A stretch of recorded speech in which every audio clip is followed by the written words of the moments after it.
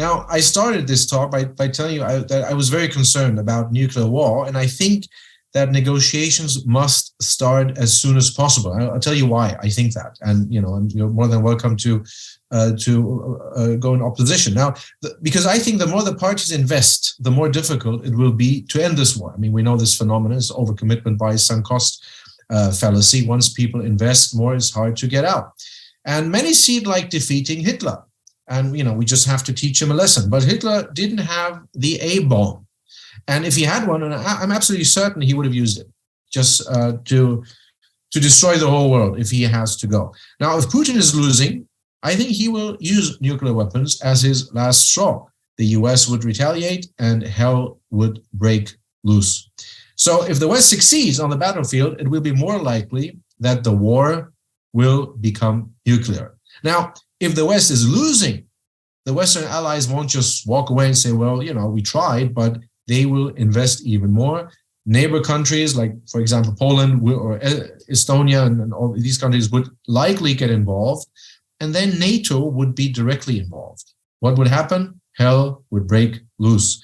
Now, you said before that it's not up to the West to impose this deal on Ukraine, but, and Zelensky actually told CNN, quote, "Without negotiations, we cannot end this war," adding, "If there's just a 1% chance for us to stop this war, I think that we need to take this chance," unquote. But Zelensky is not alone. In the Ukraine, actually, ultra-nationalists have a very strong voice. And my question to you, Bob, is, should we leave it to them to start a possible World War III? Because I think it's not just about the Ukraine.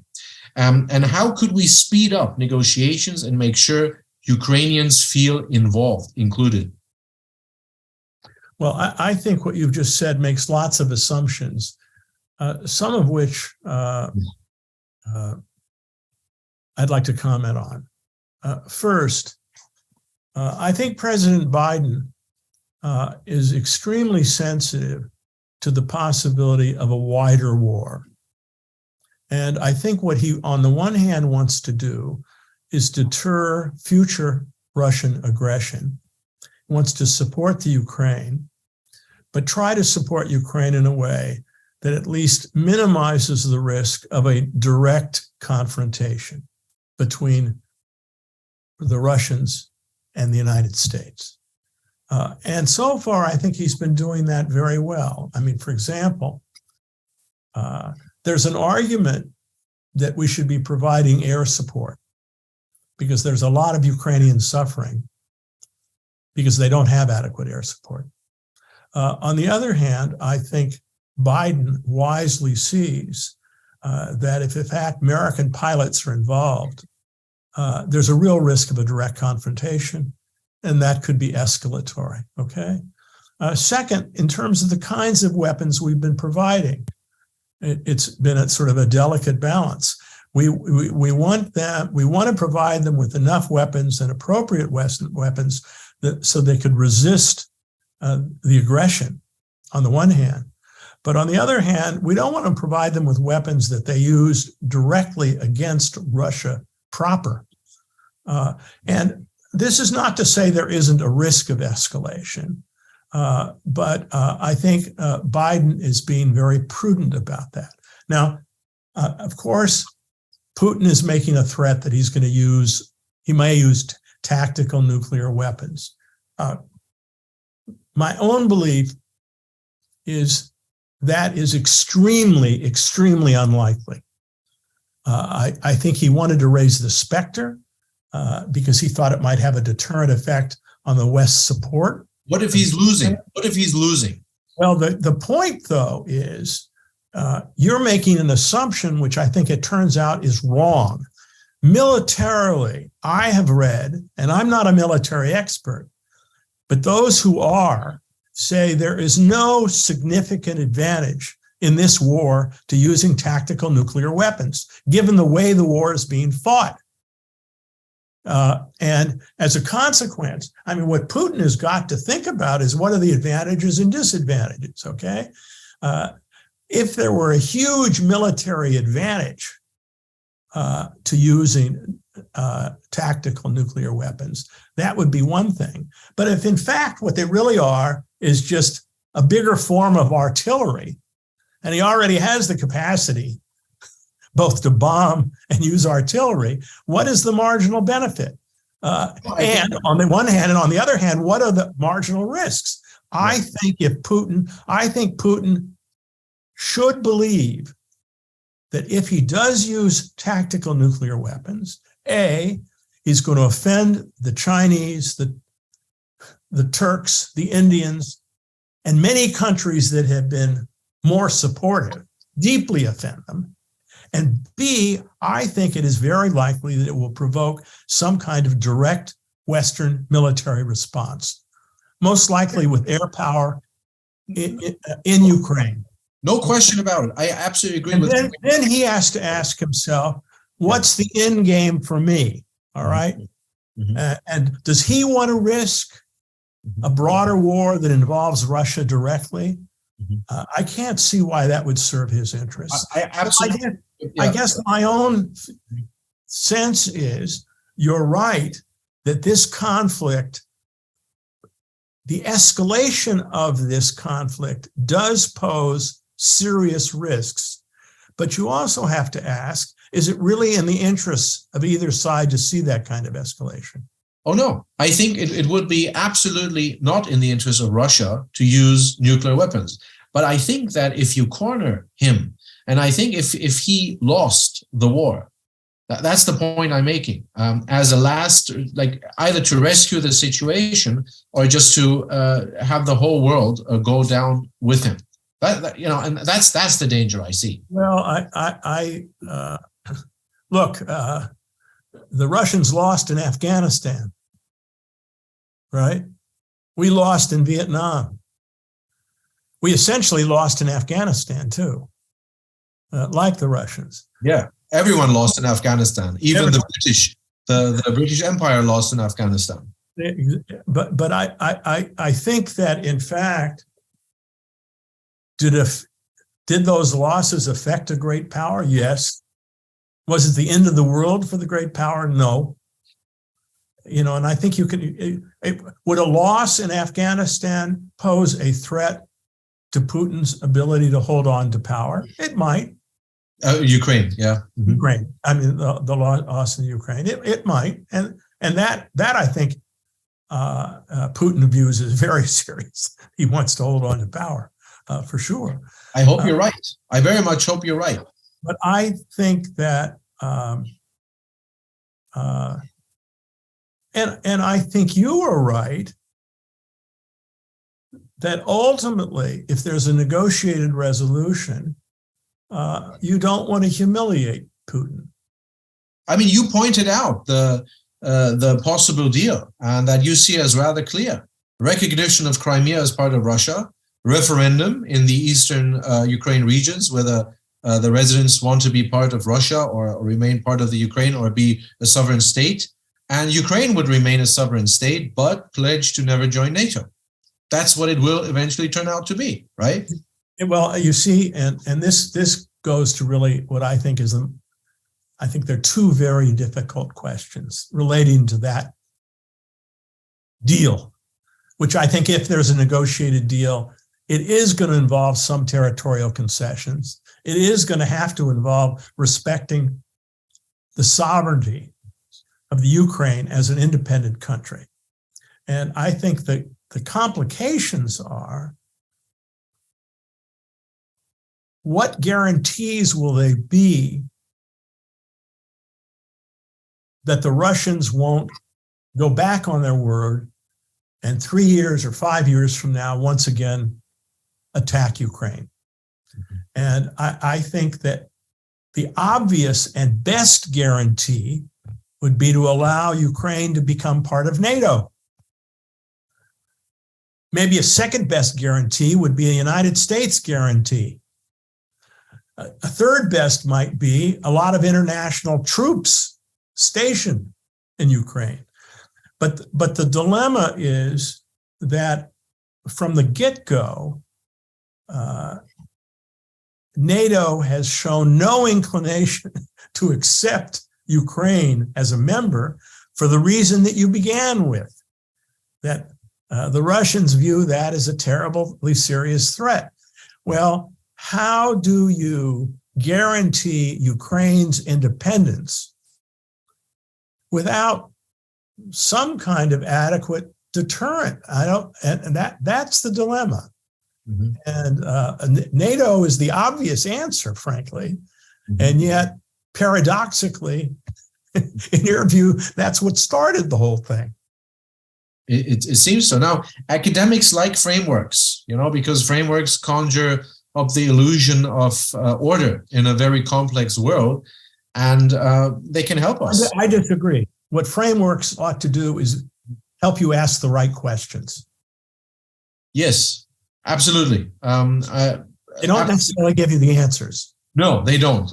That's why I say the illusion of being able to have like a checklist for dealing with the complexities of the world. And you're right, absolutely, it's an illusion. But it's nice to have illusions sometimes, because order when there was chaos is a good thing. Now, could we go through your framework that you outlined in your book? Now, there are 5 points. One is interests, Vatna, alternative, costs, outcomes, and implementation. We already talked about some of these points, but so let's use your framework, because you provided one. Okay. So the first thing you want to do is, well, what are the core interests of Russia, mm-hmm. and the core interests of the Ukraine? Okay. Mm-hmm. Well, Ukraine, and of course, you'd want to also ask about their leaders, and this could take some time to go through thoroughly. But yes, let's just identify the obvious, most conspicuous ones. Okay, a core interest of Russia is that its defenses be strong. Mm-hmm. It also has an interest in being respected as a great power. And indeed, Putin really wants kind of a restoration of the greatness of Russia. Okay, the core interest of the Ukraine is to have its sovereignty respected, mm-hmm. And to sustain as a core, its territory. A second question you ask, and obviously each side has subsidiary interests as well, but I think those are the most important interests. What is their alternative? So that's number 2, the alternative. That's number 2, their alternative to a negotiated agreement. Well, I think for both sides, they have as an alternative to simply give in. A second alternative is to maintain the war, keep fighting. Yeah. And they've each got to think about what are the costs of that. Mm-hmm. And that's 3 already, right? That's the 3, or is that still? No, that's still 2, right? No, that's 2. What are the best alternative? Yeah. And the best alternative, I think, for both sides is probably to keep fighting the war. But they've got to think about what the costs are of keeping fighting, because another alternative they have is they could give up. They could make concessions, mm-hmm. With or without negotiations. They could stop fighting if they wanted to. But I think neither, in terms of what they view as their national interest, is prepared to unilaterally just stop fighting. Yeah, I think both alternatives would be horrible. To just stop and make concessions and inviting the Russians in and say, well, help yourselves is not a good alternative. Neither is just dragging on that horrible war is also not. Well, and for the Russians, an alternative is, of course, to just withdraw.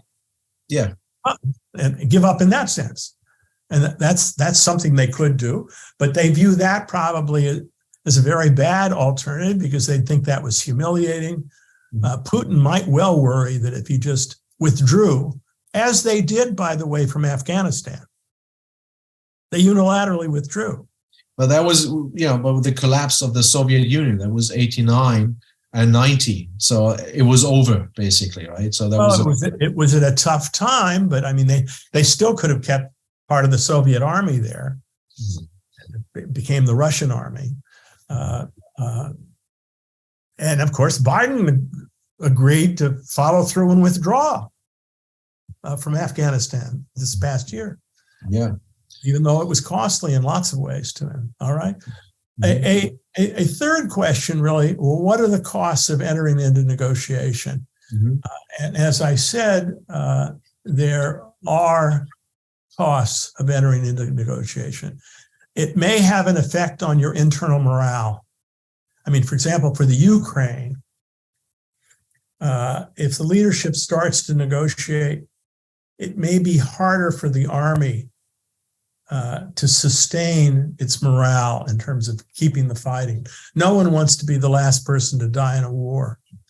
And of course, with respect to the earlier fighting in the Ukraine, in the eastern region, where there are any number of ceasefires that were broken, it's very hard to kind of maintain morale when there are ceasefires, negotiations are going on, then the ceasefire breaks down and fighting resumes, et cetera.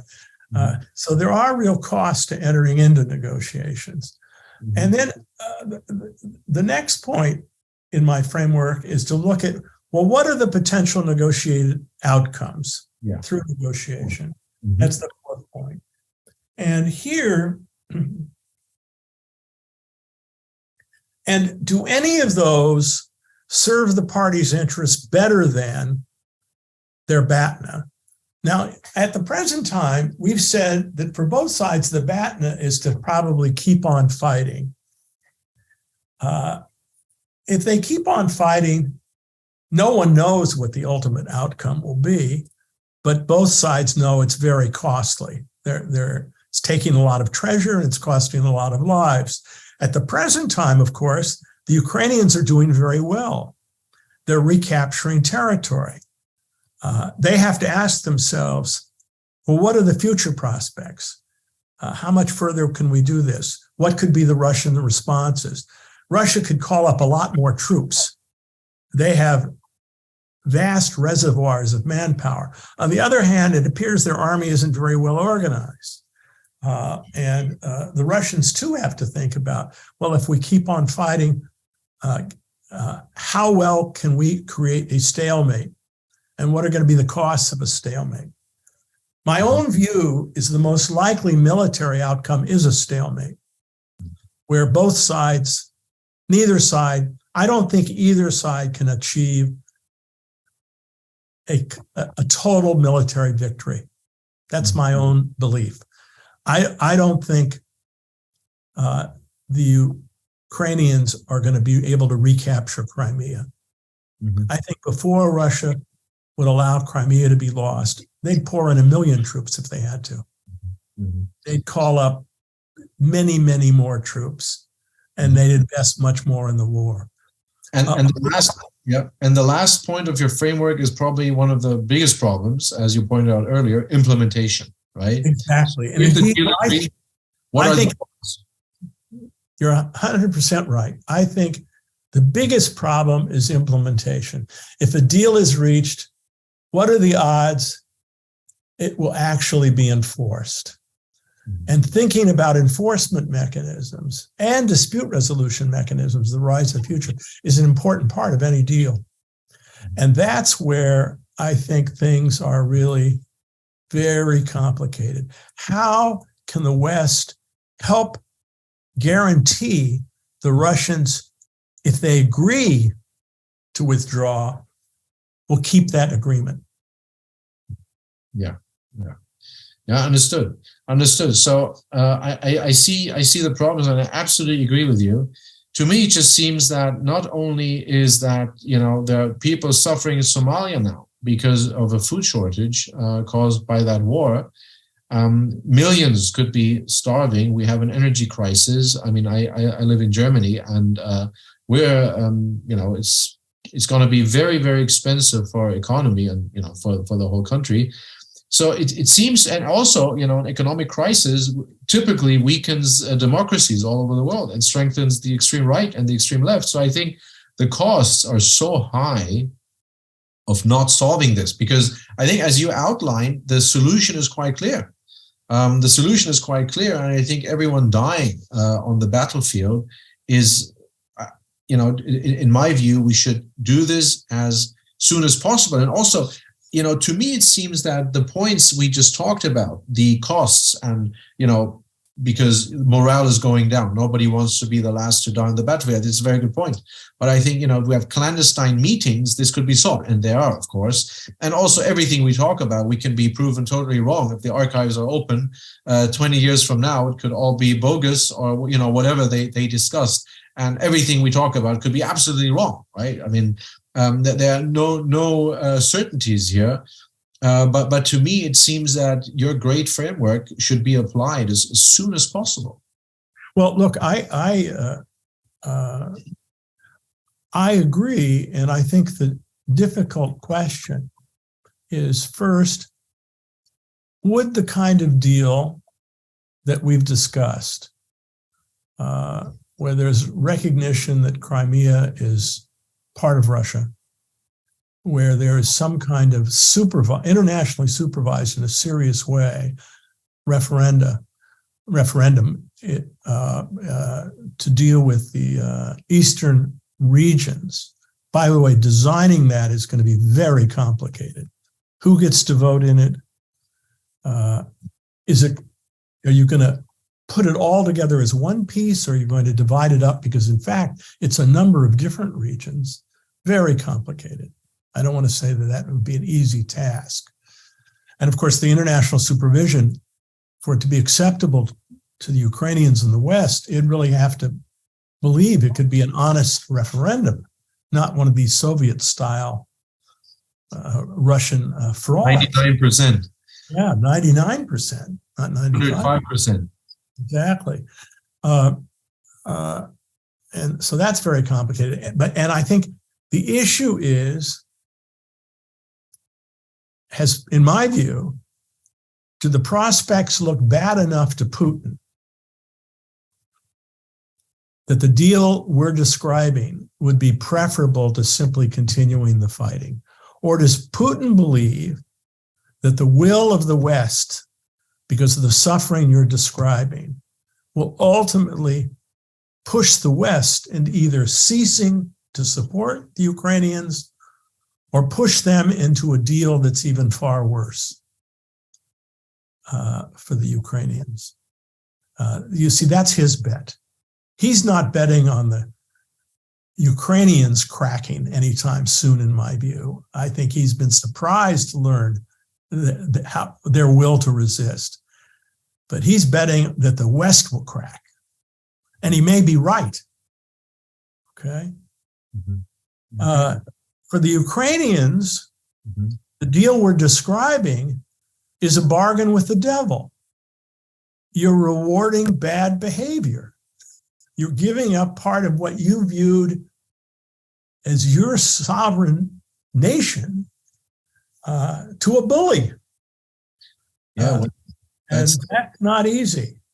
But that's life sometimes, isn't it, in negotiations? Well, it is life sometime, but on the other hand, that doesn't make it easy. And in fact, what that, of course, suggests is Zelensky himself behind the table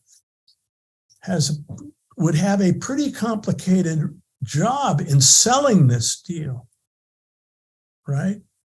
Because many would view it as being too generous. You only have to remember what happened. Remember what happened in Colombia when the deal with the FARC was put to a referendum? Everyone in the world was astounded when a majority of Colombians initially rejected it. But they rejected it because they thought it was too generous to the FARC. Mm-hmm. Even though, my God, that was a civil war that had gone on for 60 years? Mm-hmm. And it's kind of been restored, kind of.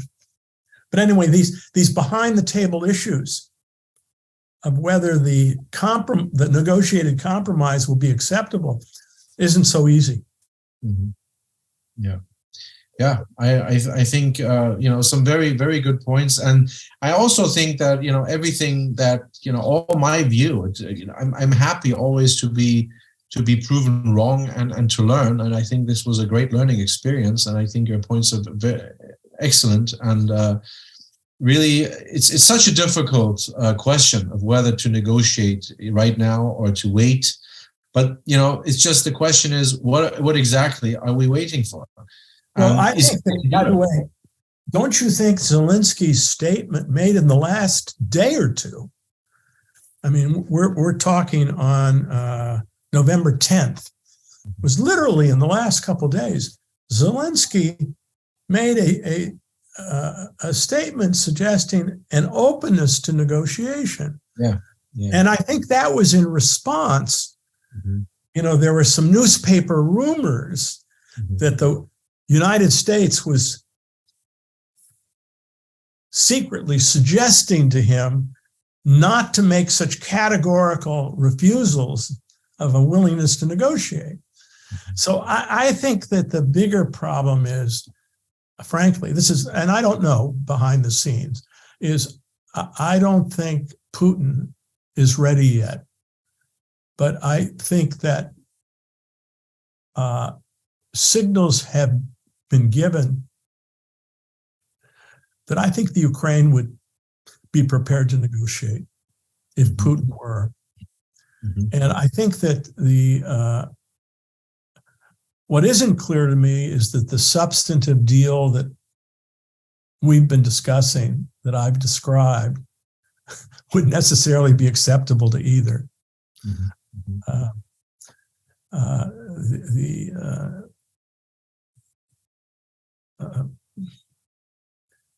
But it's a tough problem. It is, yeah. So the idea of ripeness, right? That you call ripeness in a negotiation. Is it ripe? And you said not quite. Not quite. Well, it could become ripe tomorrow if Putin decided that it would serve his interest to do so. Mm-hmm. I think that, in fact, the notion of ripeness after the fact is often a useful way to describe why negotiations began when they did. But ahead of time, it's hard to know when things are ripe. I guess the real question is, does the hurting stalemate hurt both sides enough yet to make them willing to face the possibility of a very difficult compromise? Okay. Well, yeah. Thank you very much for your great points. I think it's a highly interesting conversation. I learned a lot, and I'm kind of torn, and I've lots of thoughts on that. It's such a thank God we don't have to decide it, right? I think the biggest.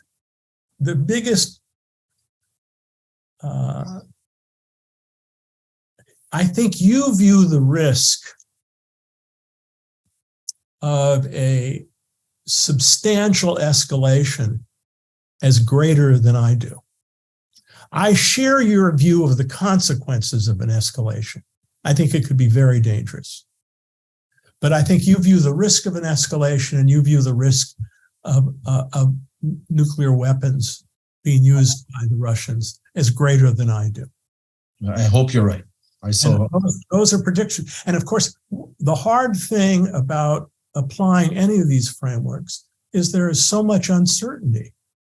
You're implicitly making predictions about what would happen under various scenarios, and we don't really know. We're guessing. Mm-hmm. Absolutely. Yeah.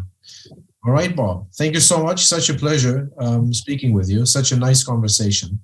Thanks. Thank you. I think it was very valuable. And yeah, so let's see. And hope you can laugh. I hope it was useful to you. Anyway, my pleasure. Thank you. Right. Thanks.